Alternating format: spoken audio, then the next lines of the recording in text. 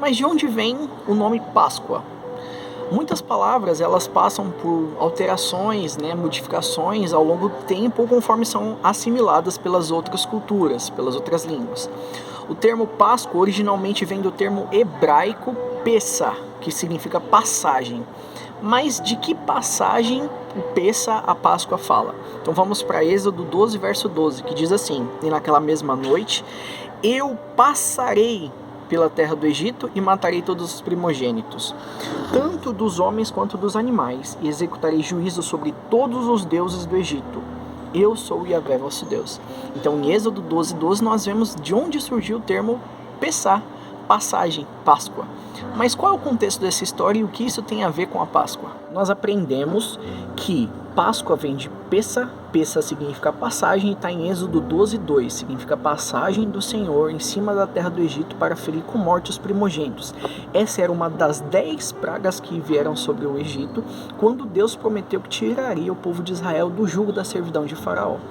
Então nós aprendemos que existia ali uma festa que deveria ser feita, comemorada pelos judeus, pelos israelitas, envolvendo a morte de um animal, um cordeirinho, que ia morrer e o seu sangue ia ser passado nos umbrais das portas, para que quando o Senhor passasse em cima no Egito, ele saberia que aquelas pessoas ali tinham sido livradas pelo sangue do cordeiro, e somente os egípcios que não tivessem feito isso iam sofrer então essa praga. Então nós aprendemos que a ligação entre passagem e a Páscoa e o cordeiro é essa. Agora, por que passar o sangue do cordeiro nos umbrais das portas? Por conta dos egípcios acreditarem que para eles terem uma vida eterna, espiritual, pós-morte, eles precisavam ter um nome registrado, uma estátua ou o corpo aqui conservado através da mumificação. Então eles construíam e davam muito mais investimento nos seus túmulos do que nas suas próprias casas. Por isso que hoje existem as pirâmides, as tumbas tão preservadas, porque elas eram feitas realmente para durar, para garantir a vida eterna, daquelas pessoas que eram ali sepultadas. Só que nas casas antigas, que não era dada tanta importância, porque era apenas uma casa terrena, existia uma estrutura fixa, que durava mais, que eram os umbrais das portas, que eram feitos com pedras. Então quem não tinha dinheiro para construir um túmulo, uma pirâmide, escrevia o seu nome lá nos umbrais das portas, na certeza de que o seu nome escrito ali, a sua vida eterna estaria garantida. Os egípcios, assim como várias outras nações, acreditavam na vida após a morte, uma vida além da vida material que nós temos, e eles davam muita importância para essa vida. Mas para eles, a forma de você garantir a sua existência após morte se dava através de 3 coisas. Primeiro, o seu nome tinha que estar registrado em um lugar. Se o seu nome se apagasse e você era esquecido, então você deixava de existir no mundo posterior. O seu corpo precisava estar mumificado, tinha que ter uma âncora da sua alma aqui nesse mundo físico, ou também através das estátuas. Então se você tivesse o seu nome, o seu corpo, ou uma estátua representando você aqui no mundo físico, então você garantiria a sua vida no mundo material. No entanto, não era isso que Deus queria que o povo de Israel seguisse e acreditasse. Ele queria ensinar para eles que não é assim, que a salvação, a vida eterna ia ser concedida para eles. Ele tinha uma lição muito mais especial.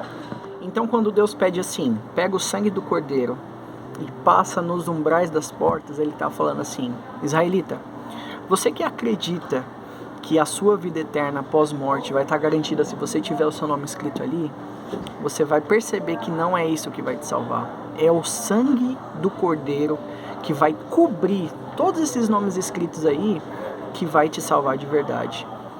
É ele que vai te livrar, é o sangue do cordeiro sobre os umbrais, tapando todos os nomes que ali estão escritos, que vai garantir a tua salvação, a tua vida.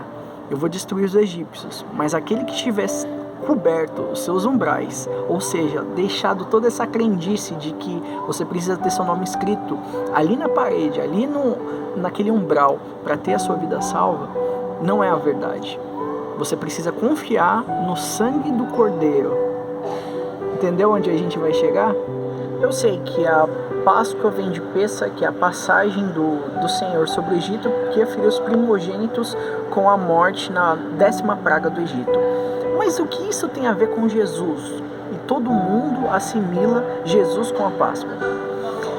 Na verdade, todas as festividades bíblicas contidas em Levítico 23, elas apontam em alguma fase do ministério de Jesus no plano da salvação, no plano da redenção. A festa da Páscoa, exatamente, ela apontava que existia um cordeiro, que o seu sangue ia ser derramado para livrar o povo da destruição. Jesus é o cordeiro. Quem é que nos fala isso? João.